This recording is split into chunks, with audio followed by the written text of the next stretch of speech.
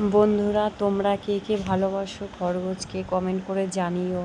মানুষ বেইমান হয় বন্ধুরা, কিন্তু এরা কখনো বেইমান হতে পারে না।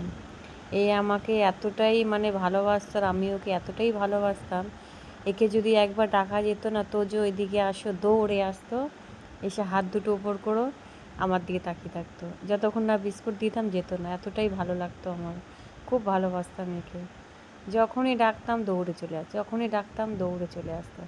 হাত দুটো এত সুন্দর করে জড়ো করে না আমাকে ডাকে, দেখে, আমার খুবই ভালো লাগতো।